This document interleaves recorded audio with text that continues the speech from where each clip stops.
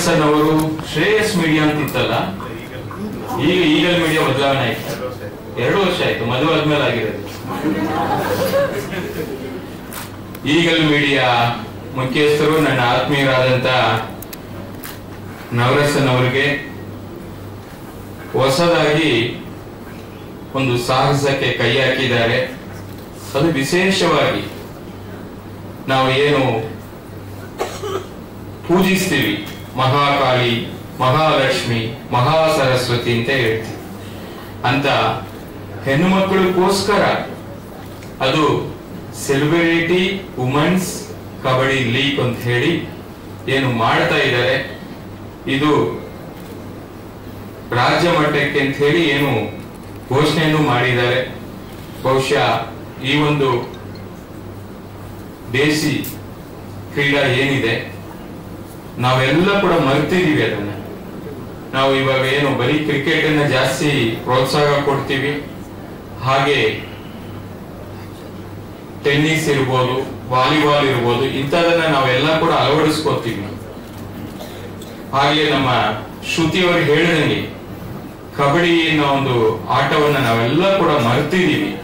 ಅಂತ ಸಂದರ್ಭದಲ್ಲಿ ಮತ್ತೊಮ್ಮೆ ದಿನನಿತ್ಯ ಸ್ಟ್ರೆಸ್ ಜೀವನದಲ್ಲಿ ನಮ್ಮ ಒಂದು ಸಮಯವನ್ನ ಕಳೀತಾ ಇರ್ತೀವಿ.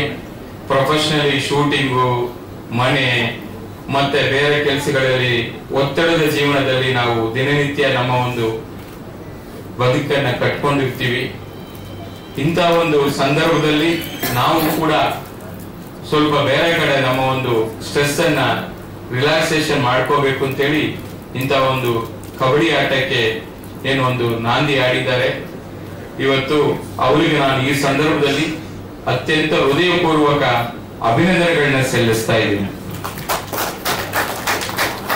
ಯಾಕಂದ್ರೆ ತನಗಾಗಿ ಬದುಕುವವನು ಯೋಗಿ, ಪರರಿಗಾಗಿ ಬದುಕುವವನು ಭೋಗಿ, ತನಗೂ ಮತ್ತು ಪರರಿಗಾಗಿ ಬದುಕುವವನು ರಾಜಯೋಗಿ ಅಂತ ರಾಜಯೋಗಿಯಾಗಿ ಇವತ್ತು ನವರಸನ್ ಅವರು ನಮ್ಮ ಮುಂದೆ ಬಂದು ನಿಂತಿದ್ದಾರೆ. ಅವರು ರಾಷ್ಟ್ರ ಮಟ್ಟ ಕೂಡ ಈ ಒಂದು ಕ್ರೀಡಾವನ್ನ ತೆಗೆದುಕೊಂಡು ಹೋಗ್ತೀವಿ ಅಂತ ಹೇಳಿದ್ದಾರೆ. ನೀವು ರಾಷ್ಟ್ರ ಮಟ್ಟ ಅಲ್ಲ, ಅಂತಾರಾಷ್ಟ್ರೀಯ ಮಟ್ಟಕ್ಕೂ ಕೂಡ ತೆಗೆದುಕೊಂಡು ಹೋಗಿ. ಕನ್ನಡಿಗರು ಬಹಳ ಜನ ಶ್ರೀಮಂತಿಕೆ ಹೃದಯ ವೈಶಾಲಿಯನ್ನ ಮೆರೆಯುವಂತವ್ರು ಬಹಳ ಜನ ಇದ್ದಾರೆ. ಇಲ್ಲಿ ನೆರೆದಿರತಕ್ಕಂಥ ಬಹಳ ಜನ ಚಿತ್ರರಂಗದ ದಿಗ್ಗಜರು ಬಹಳ ಜನ ಇಲ್ಲಿ ಕೂತಿದ್ದಾರೆ. ಎಲ್ಲರೂ ಕೂಡ ಯಾಕೆ ನನ್ನನ್ನೂ ಸೇರಿ ನಿಮ್ಮ ಜೊತೆಯಲ್ಲಿ ನಿಮ್ಮ ಕೆಲಸಕ್ಕೆ ಎಲ್ಲ ರೀತಿಯಲ್ಲಿ ಸಹಕಾರವನ್ನ ಕೊಡ್ತೀವಿ ಅಂತೇಳಿ ಈ ಸಂದರ್ಭದಲ್ಲಿ ನಾನು ಹೇಳಲಿಕ್ಕೆ ಬಯಸ್ತಾ ಇದ್ದೀನಿ. ಬಹುಶಃ ಏನೋ ಬಿಡ್ ಹಾಕ್ತೀನಿ ಅಂತ ಹೇಳಿದ್ದಾರೆ, ಅದು ಬೇರೆ. ಅದು ಎಲ್ಲಿ ತೆಗೆದುಕೊಂಡು ಹೋಗ್ತಾರ ಬಿಡ್ಡನ್ನ ನನಗೆ ಗೊತ್ತಿಲ್ಲ. ಇನ್ನು 2 ಟೀಮ್ ಆಕ್ಷನ್ ಮಾಡ್ತಾರಂತೆ, ಬಿಡ್ ಹಾಕ್ತೀನಿ ಅಂತ ಹೇಳಿದ್ದಾರೆ. ಬಿಡ್ ಹಾಕ್ತಾರ ಬಿಡ್ತಾರೋ ಗೊತ್ತಿಲ್ಲ. ಸಾಯಿಗೋಲ್ಡ್ ಪ್ಯಾಲೇಸ್ಗೆ ಒಂದು ಟೀಮ್ ಕೊಡ್ಲಿ ಅಂತ ನಾನು ಕೇಳ್ಕೊತಾರೆ. ನನಗೆ ಗೊತ್ತಿಲ್ಲ. ನಾನು ಪ್ರಯಾಗರಾಜದಿಂದ ಇವತ್ತೇ ಬಂದಿದ್ದು.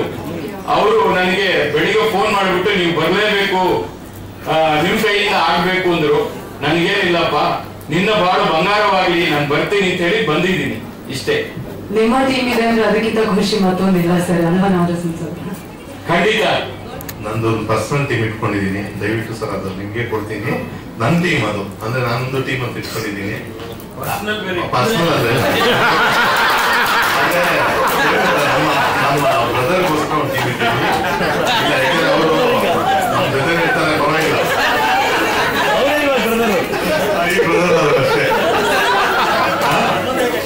ಇಲ್ಲ ಟೋಟಲ್ 10 ಟೀಮು, 8 ಟೀಮು ನಮ್ಮ ಬ್ರದರ್ ಒಂದು ಸೇರಿ 8 ಟೀಮ್ ಇಟ್ಕೊಂಡಿದೀವಿ ನಾವೀಗ. ಆದ್ರೆ ಆ ಬ್ರದರ್ ಕೊಡ್ತಾ ಇದೀವಿ ಅಷ್ಟೇ. ಇಲ್ಲ ಅನ್ನೋದಿಲ್ಲ ಅಷ್ಟೇ. ಅಲ್ಲ ಬಿಟ್ಟಿಂಗ್ ಹೇಳಿದೆ, ಅದು ಹಂಗೆ ಇದೆ, ಅದನ್ನ ಬಿಡಲ್ಲ.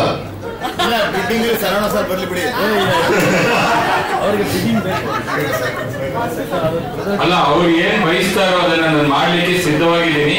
ಒಂದು ಟೀಮ್ ಅಂತ ತೆಗೆದುಕೊಳ್ತೀನಿ. ಮತ್ತೆ ಇನ್ನೊಂದು ಏನಂದ್ರೆ 120 ಆಟಗಾರರು ಅಂತ ಹೇಳಿದ್ದಾರೆ. ಒಂದೊಂದು ಟೀಮ್ಗೆ 12 ಜನ.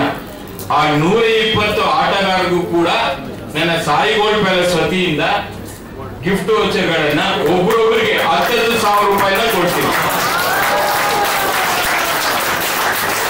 ಖುಷಿ ಆಗ್ಬಿಟ್ರೆ ಇಲ್ಲಿ ತಗೊಳ್ಳಿ, ಜೋರ ಕೊಡ್ತಾರೆ ಈಗ. ಅಲ್ಲ, ಏನ್ ಬೇಕಾದ್ರೆ ತಗೋಬಹುದು, ಅದಕ್ಕೆ ಗಿಫ್ಟ್ ವೋಚರ್ ಅಂತ ಹೇಳಿದೀನಿ.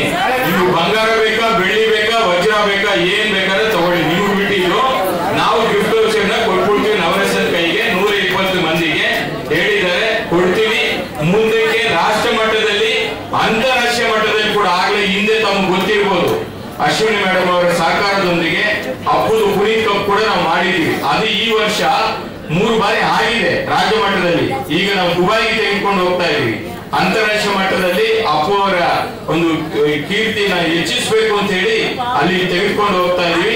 ಅದೇ ರೀತಿ ನಮ್ಮ ನವರಸನ್ ಕೂಡ ದೊಡ್ಡ ಮಟ್ಟದಲ್ಲಿ ಬೆಳಿಬೇಕು ಚಿತ್ರರಂಗದಲ್ಲಿ. ಇನ್ನಷ್ಟು ಈ ಕಲಾವಿದರಿಗೆ ಸಹಕಾರವಾಗಿ ನಿಲ್ಲಿ, ಎಲ್ಲ ರೀತಿಯಲ್ಲಿ ನಿಮ್ಮ ಕನಸು ನನಸಾಗಕ್ಕೆ ಒಳ್ಳೆ ಮನಸ್ಸುಗಳೆಲ್ಲ ಕೂಡ ಇಲ್ಲಿ ಸೇರಿದೀವಿ ಅಂತೇಳಿ ಮತ್ತೊಮ್ಮೆ ನಿಮಗೆ ನಾನು ಶುಭವನ್ನ ಕೋರ್ತಾ ಇದ್ದೀನಿ. ಎಲ್ಲ ಕಲಾವಿದರಿಗೂ ಒಳ್ಳೆದಾಗಿ. ನಮಸ್ಕಾರ. Thank you so much Sharavana sir. ನಮ್ಮ ಜೊತೆಯಾಗಿ ಬಂದಿದ್ ಮಾತಾಡುವ ಒಂದು ತಂಡವನ್ನು ನಾನು ಕೂಡ ತಗೋತೀನಿ ಅಂತ ಹೇಳಿದ್ದಿದೆಯಲ್ಲ, ಮತ್ತಷ್ಟು ನಮ್ಮ ಸ್ಟ್ರೆಂತ್ ನಿಜ ಹೇಳ್ತೀನಿ, ನಾನು ತಂಡ ತಗೊಂಡ ವಿಷಯ ಇಲ್ಲ. ಯಾಕಂದ್ರೆ ಅವ್ರು ಸರ್ ನನ್ನ ಜೊತೆ ಇರ್ತಾರೆ. ಬಟ್ 120 ಹೆಣ್ಮಕ್ಳಿಗೆ ಹೇಳಿದ್ರಲ್ಲ, ನಿಜ ಹೇಳ್ತೀನಿ, ಹ್ಯಾಟ್ಸ್ ಆಫ್ ಸರ್ ನಿಮ್ಗೆ. ಯಾಕಂದ್ರೆ 5 ಜನ 10 ಜನಕ್ಕೆ ಏನೋ ಬರೋದಪ್ಪ, 120 ಹೆಣ್ಮಕ್ಳಿಗೆ ಇದೆಯಲ್ಲ, ನಿಜವಾಗ್ಲು ಸಾಯಿಗಳ ಕಡೆಯಿಂದ ದೊಡ್ಡ